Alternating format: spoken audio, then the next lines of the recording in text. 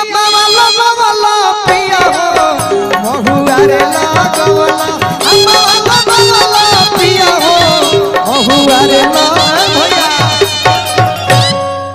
राम बाबू भैया अब तारे कैमरे से खेल ले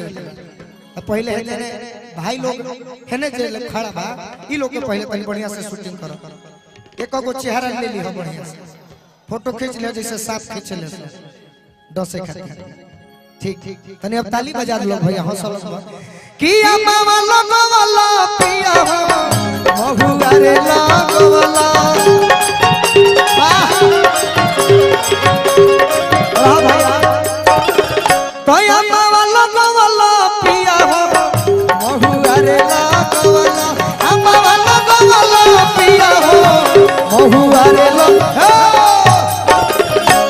एक बार तनी जोर से पहले जयकारी होके के चाहिए प्रेम से बोली दुर्गा मैया की होने से मत बजाओ लोग श्रोता के अपना आवाज बताओ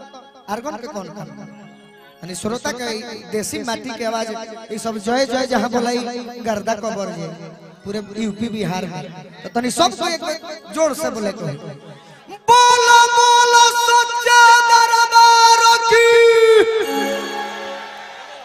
हाँ हमने कही है भोजपुरी के जय के मार दिया ला तनी ताली बजे के तो अम्मा लगवला पिया हो महुआ रे लगवला अम्मा लगवला पिया हो महुआ रे लगवला तो कहे ना लगवला पिया हो कहे ना लगवला पिया हो निमिया के गछिया कहे ना लगवला पिया हो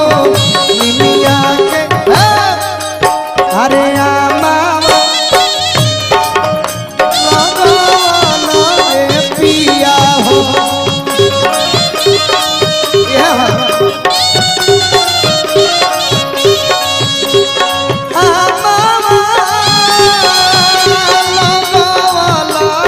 पिया हो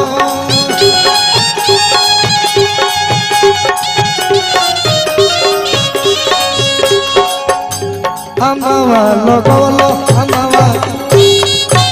अरे अम्मा लगवला पिया हो महुआ रे लगवला तो काहे ना लगवला पिया हो काहे ना लगवला पिया हो निमिया के लगवला पिया हो निमिया के गछिया प्यारी हो देश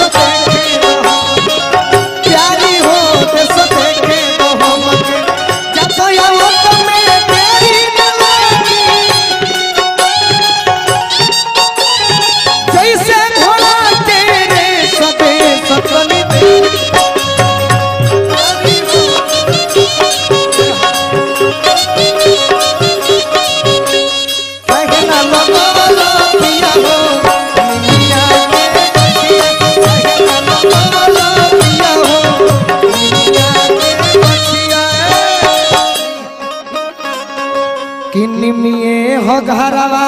माई के अरे निमिये दुआरवा हो तो निमिये हो घरवा माई के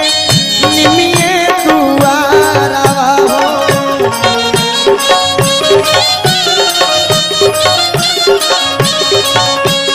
भाव नाही को बहु इनका भावे नाही को बहु इनका पकड़ी पीपारवा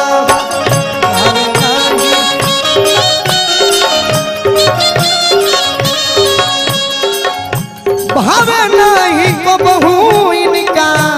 पकड़ी पीपारवा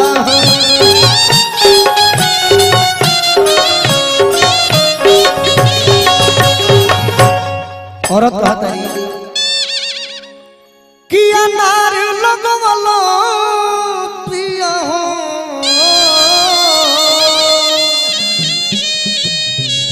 अरे अढ़ौल लगवलो